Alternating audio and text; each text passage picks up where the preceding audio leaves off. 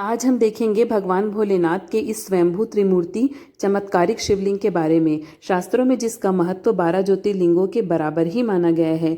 आइए जानते हैं यहाँ कैसे प्रकट हुए भगवान भोलेनाथ। तो आज मैं आपको भगवान भोलेनाथ के ऐसे अलौकिक रूप के दर्शन करवाऊंगी जिसे देख के आपका मन आनंदित हो जाएगा। तो आज हम चंपारण में आए हैं और यहाँ का जो शिवलिंग है वो स्वयंभू है।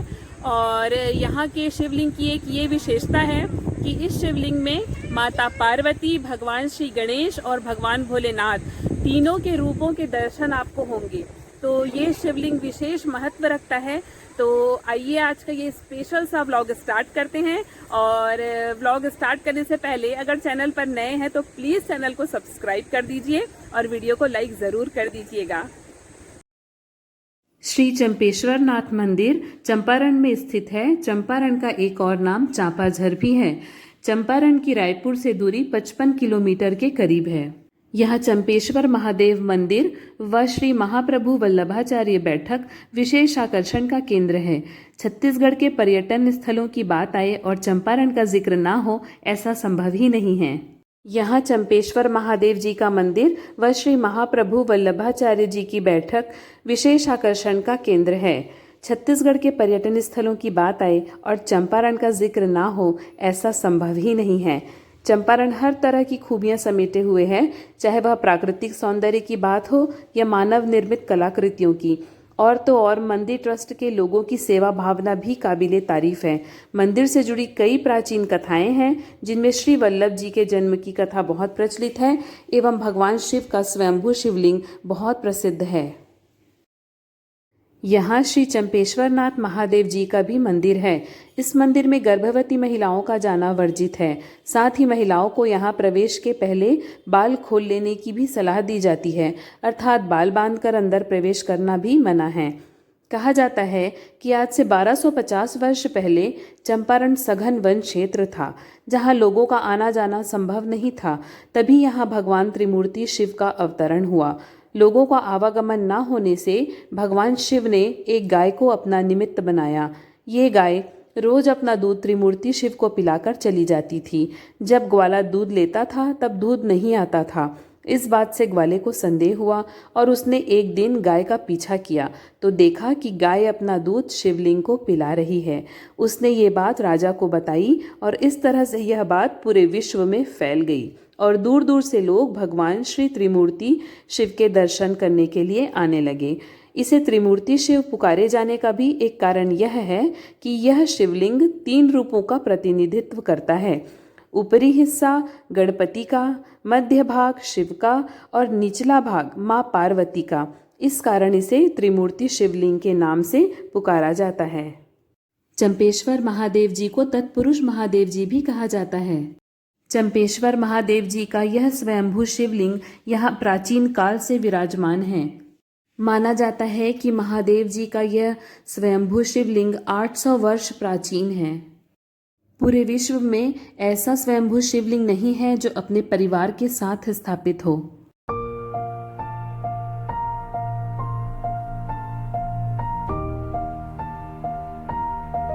अब हम यमुना घाट की ओर जा रहे हैं।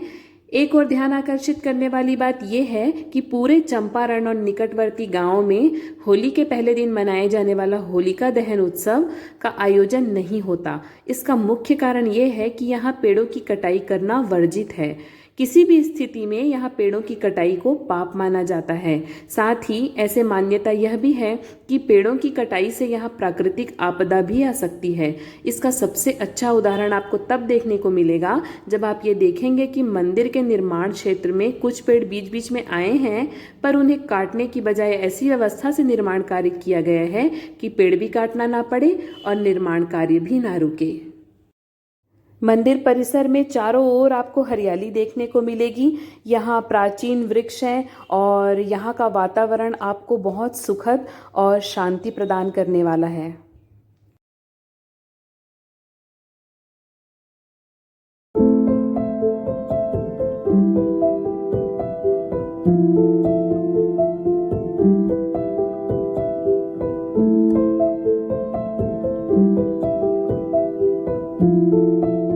यमुना घाट है, इसे यमुना नदी के रूप में भी पूजा जाता है। पीछे जो आप देख रहे हैं ना, ये यमुना घाट है। ये यमुना घाट क्रॉस करने के बाद हम यमुना माता मंदिर में पहुंच गए हैं। और पहले ना प्राचीन समय में ये मान्यता थी कि भगवान शिव के दर्शन करने से पहले यमुना माता के दर्शन करने चाहिए, और यमुना घाट में स्नान ध्यान करने के बाद फिर यमुना माता के दर्शन करने के बाद भगवान भोलेनाथ के और महाप्रभु के दर्शन करने चाहिए।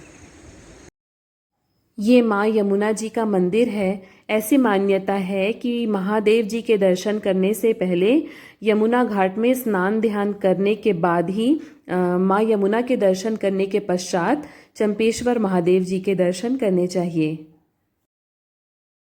वनों के बीच बसे चंपारण में महाप्रभु श्री वल्लभाचार्य जी का भव्य मंदिर है।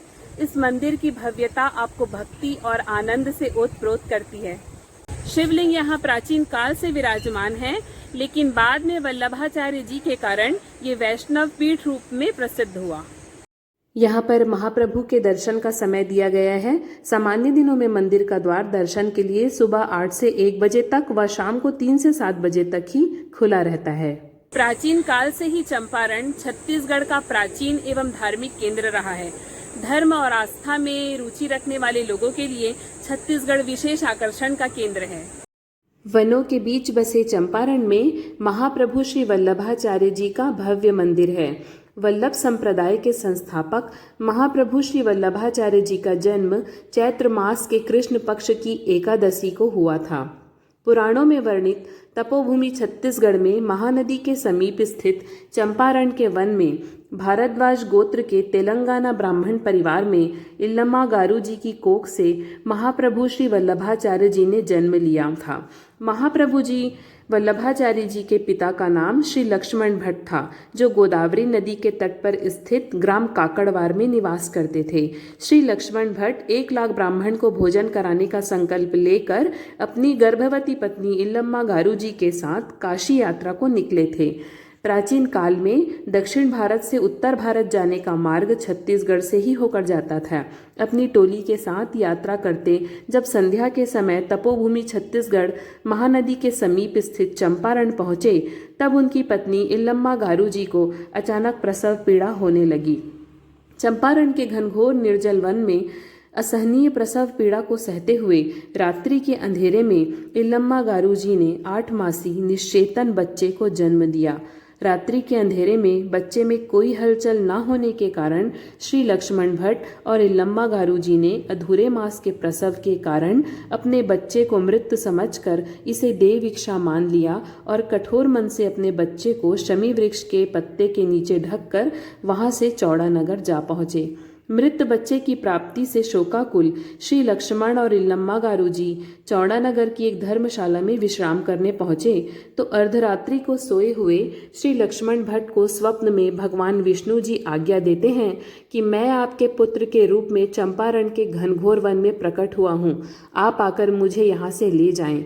प्रातःकाल श्री लक्ष्मण भट्ट ने अपनी पत्नी को अपने स्वप्न के बारे में बताया, जिसे सुनकर वो दोनों चंपारण के उस स्थान पर चले जाते हैं जहां अपने बच्चे को मृत मानकर छोड़ आए थे।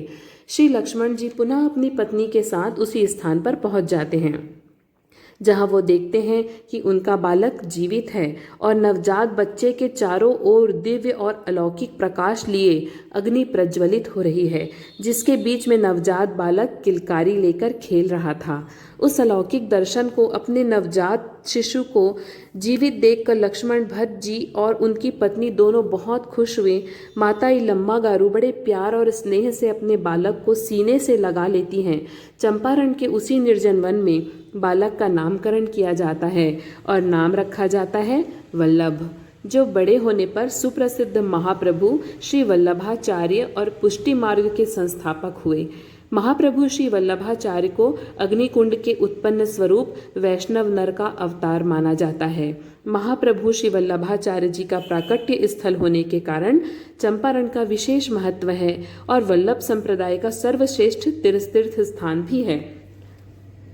कहा जाता है कि प्रभु श्री वल्लभाचार्य ने ही नेत्रहीन कवि सूरदास को कुएं से निकाला था। नेत्रहीन कवि सूरदास जी को वल्लभाचार्य जी के आशीर्वाद से ही भगवान श्री कृष्ण के दर्शन प्राप्त हुए थे और सूरदास जी वहीं से श्री कृष्ण की लीलाओं को गाने लगे थे। यहाँ पर श्री राम जानकी का भी मंदिर है।